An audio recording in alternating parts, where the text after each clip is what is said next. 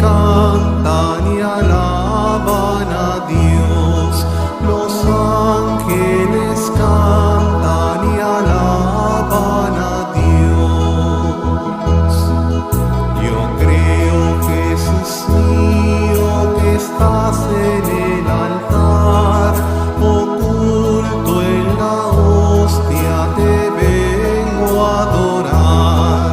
Oculto en la hostia, te vengo a adorar. Oh Cristo Salvador, te damos gracias por tu sacrificio redentor, única esperanza de todos los hombres. Te damos gracias por el partir eucarístico del pan, que tú mismo instituiste en orden a encontrarnos verdaderamente con tus hermanos a lo largo de todos los siglos. Cristo Salvador, pone en el corazón de los bautizados el deseo de ofrecerse contigo y de comprometerse por la salvación de sus hermanos. Tú que estás presente en el Santísimo Sacramento, derrama abundantemente tus bendiciones sobre el pueblo. Amén. Recibirte con fe y caridad, poder recibirte con fe y caridad. Queridos hermanos, bienvenidos. Para este momento los invitamos a que nos acompañen en la reflexión. En la última cena Jesucristo instituyó el sacramento de la Eucaristía y del orden sacerdotal. Sean todos bienvenidos. Sentado a la mesa, Jesús con sus apóstoles habló. Les dijo que no volvería a celebrar esta Pascua hasta que se cumpla en el reino de Dios.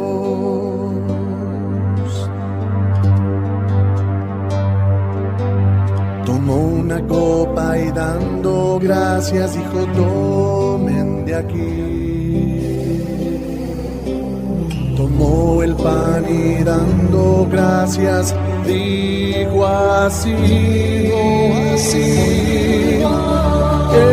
este es mi cuerpo entregado por ustedes, hagan esto en memoria de mí.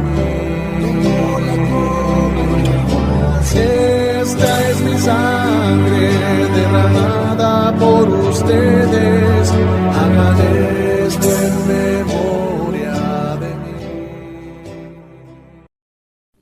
Hoy, unidos con los sentimientos de la Iglesia Universal, reflexionaremos la grandeza del sacramento de la Eucaristía y el sacramento del orden sacerdotal, instituidos por Jesucristo el Jueves Santo como anticipo para contemplar los misterios de su pasión, muerte y resurrección. La Eucaristía como tal significa acción de gracias y bendición. No podía el Señor emprender su misión redentora sin haber celebrado la acción de gracias, el culmen y el centro de la vida cristiana. Él se preparó y dispuso a sus amigos, los fortaleció a través del pan de vida, para que ellos empezaran a entender y a vivir el verdadero significado del encuentro con el Maestro. Tengamos presente y traigamos en este momento la institución de la Pascua en el Antiguo Testamento. En el libro del Éxodo, capítulo 12, Dios ordena que se realice la Pascua de generación en generación.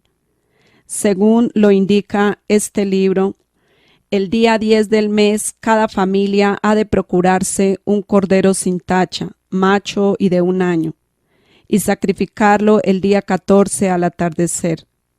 Con la sangre se rociaban los 2 postes y el dintel de la puerta. El cordero se asaba entero al fuego. Su carne se comía en atuendo de viaje y a toda prisa, acompañada de pan ácimo y de hierbas amargas. Nada de él podía conservarse para el día siguiente. Según Éxodo capítulo 12, 21 al 27, la sangre se recogía en una taza y se rociaban los postes y el dintel de la puerta con un manojo de hisopo. Nadie podía salir de la puerta de su casa hasta la mañana del día siguiente. El padre tenía que explicar el sentido de este rito. Este se interpretaba como una señal por la que Yahvé reconoció las casas de los israelitas la noche en que mató a los primogénitos de Egipto, y pasó de largo ante ellas, no consintiendo Yahvé que el ángel exterminador entrara en sus casas. La Pascua es aquí una fiesta de familia de un pueblo de pastores. Los ritos más importantes son el sacrificio del cordero por el padre de la comunidad familiar, el rito de sangre por el que la familia es preservada de la desgracia. Ahora pues trasladémonos a los tiempos de Jesús. La Pascua judía reúne en Jerusalén a los fieles de Moisés para la inmolación y la comida del Cordero Pascual. Con ella se conmemora el éxodo que liberó a los hebreos de la servidumbre egipcia. En el tiempo de la Pascua pronuncia Jesús palabras y realiza actos que poco a poco cambian su sentido. Tenemos de este modo la Pascua del Hijo Único que se detiene junto al Santo de los Santos, porque sabe que allí está en casa de su Padre. La Pascua del nuevo templo en que Jesús purifica el santuario provisional y anuncia el santuario definitivo, su cuerpo resucitado. La Pascua del pan que es multiplicado, que será su carne ofrecida en sacrificio. Finalmente y sobre todo, la Pascua del nuevo Cordero, en que Jesús ocupa el puesto de la víctima pascual y efectúa su propio éxodo, paso de este mundo pecador al reino del Padre. Hoy día la Pascua cristiana reúne en todas partes a los discípulos de Cristo y en la comunión de su Señor, verdadero Cordero de Dios. Los asocia a su muerte y a su resurrección que los han librado del pecado y de la muerte. Es evidente, hermanos, la continuidad entre una fiesta y otra, pero se ha cambiado de plano, pasando de la antigua a la nueva alianza por intermedio de la Pascua de Jesús. Ya no eres pan y vino, ahora que eres cuerpo. El sacramento de la Eucaristía fue instituido por Jesucristo en la última cena de Jesús con sus apóstoles el Jueves Santo hace 20 siglos. Nuestro Salvador en la última cena, la noche que fue entregado, instituyó el sacrificio eucarístico de su cuerpo y su sangre para perpetuar por los siglos hasta su vuelta el sacrificio de la cruz y confiar así a su esposa amada, la Iglesia, el memorial de su muerte y resurrección, sacramento de piedad, signo de unidad, vínculo de amor, banquete pascual en el que se recibe a Cristo, el alma se llena de gracia y se nos da una prenda de la gloria futura. Jesús en la última cena del Jueves Santo con sus apóstoles obró este misterio como consta en el Evangelio de San Marcos. Mientras estaban comiendo, Jesús tomó pan, es decir, pan sin levadura, antes de la consagración, antes de la bendición dada por Jesús. Y después de pronunciar la bendición, lo partió y se lo dio diciendo: tomen, esto es mi cuerpo. Jesús no dice: este pan es mi cuerpo, sino esto es mi cuerpo. Del mismo modo no expresó: este cáliz es la nueva alianza de mi sangre, sino esto es mi sangre de la alianza. Nada hay en los relatos evangélicos que indiquen un lenguaje figurado. Después de la consagración, de la bendición por Jesucristo sobre las especies del pan y vino y por las palabras que Él pronunció, esto mismo sucede hoy cuando el sacerdote de Cristo consagra las especies del pan y el vino, y al decir las mismas palabras que pronunció Jesucristo y hacer lo mismo que Él hizo, se opera el mismo milagro. Mi Salvador, amor eterno, amor divino, ya no falta nada. Desde el momento de la consagración deja de ser pan y deja de ser vino. Es el sacramento en el cual Jesucristo está escondido, vivo, real y verdadero, como lo expresa su santidad Pablo VI. Cada vez que celebramos la Eucaristía, los presbíteros colocan sus manos sobre la ofrenda del pan y del vino, mientras suplican al Padre que su Espíritu descienda sobre ellos y los convierta en el cuerpo y la sangre de Cristo.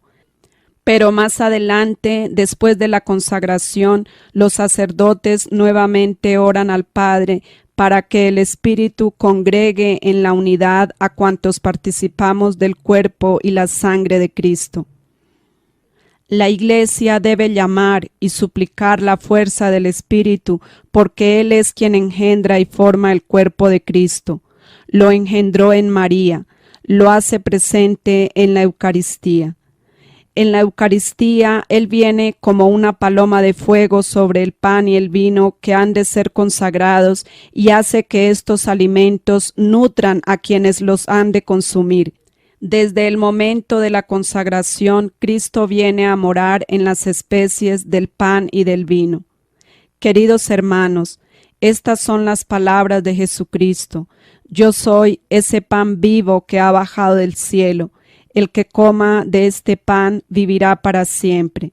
El pan que yo daré es mi propio cuerpo. Lo daré por la vida del mundo. Jesucristo instituyó la Eucaristía como memorial de su muerte y de su resurrección y ordenó a sus apóstoles celebrarlo hasta su retorno, constituyéndoles entonces sacerdotes del Nuevo Testamento. El mandamiento de Jesús de repetir sus gestos y sus palabras hasta que venga no exige solamente acordarse de Jesús y de lo que Él hizo, requiere la celebración litúrgica por los apóstoles y sus sucesores del memorial de Cristo, de su vida, de la muerte, de su resurrección y de su intercesión junto al Padre. Es importante resaltar, hermanos, que los demás sacramentos, como también todos los ministerios eclesiales y las obras de apostolado, están unidos a la Eucaristía, que en ella se ordenan. La Sagrada Eucaristía, en efecto, contiene todo el bien espiritual de la Iglesia, es decir, Cristo mismo, nuestra Pascua. Este es mi cuerpo, entregado por ustedes. Hagan esto en memoria de mí. Además, tengamos presente que no habría una actualización del sacramento de la Eucaristía si no hubiese ministros que consagraran el cuerpo y la sangre del Señor. Jesús es sabio, hermanos. Dejó estos dos sacramentos instituidos a la vez porque el uno está totalmente relacionado con el otro. El sacerdocio cristiano como sacramento lo instituyó Jesucristo también la noche del Jueves Santo, con miras a que los apóstoles continuaran celebrando su obra de salvación. Él es el sumo sacerdote por excelencia, lo designa la carta a los Hebreos en el capítulo 4, versículos 14 al 16.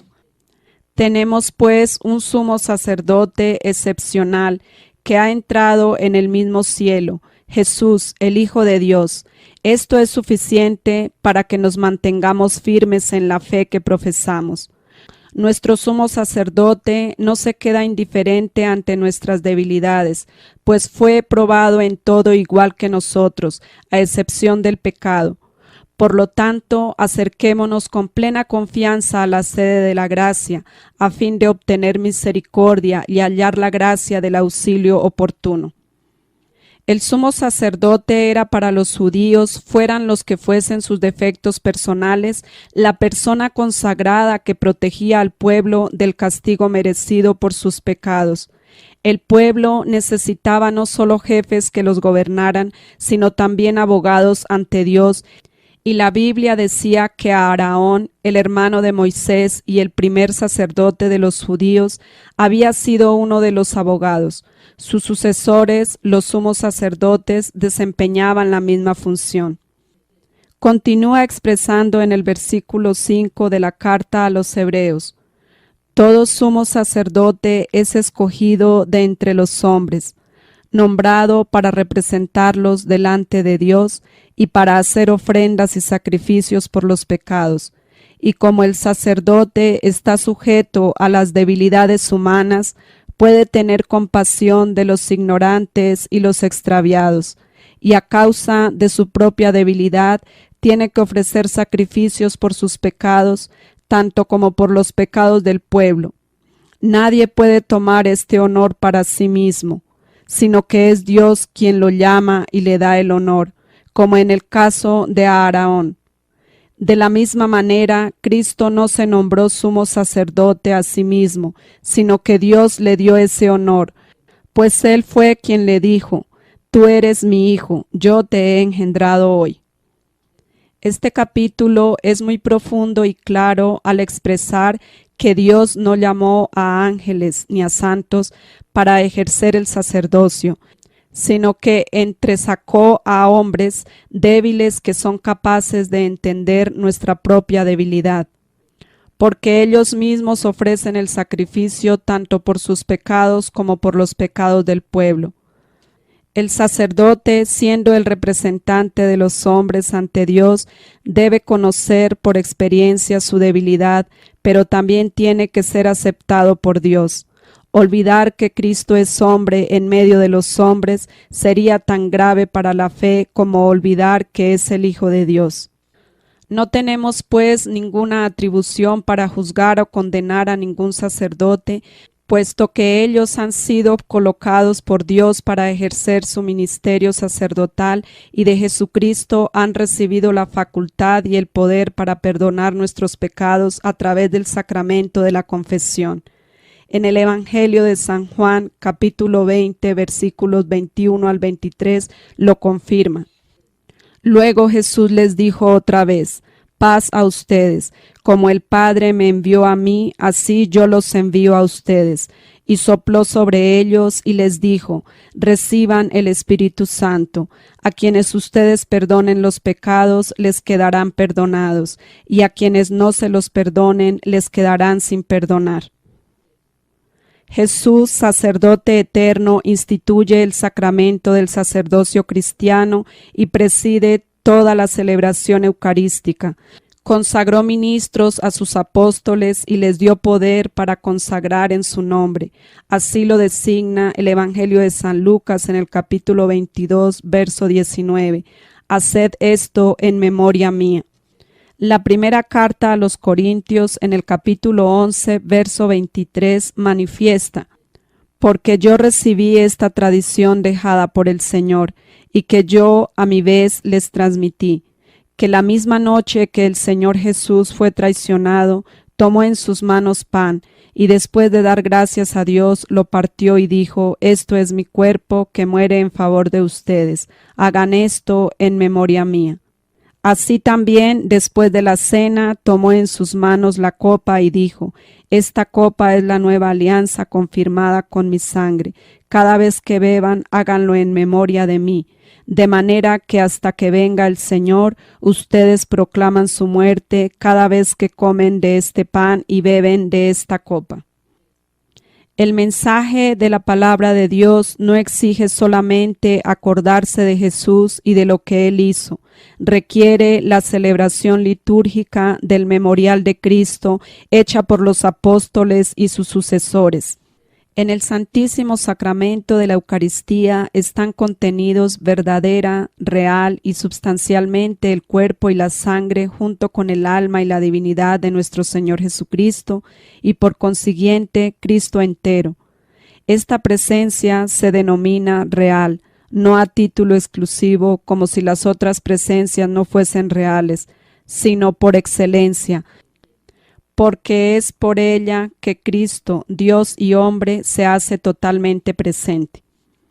San Juan Crisóstomo declara que no es el hombre quien hace que las cosas ofrecidas se conviertan en cuerpo y sangre de Cristo, sino Cristo mismo que fue crucificado por nosotros.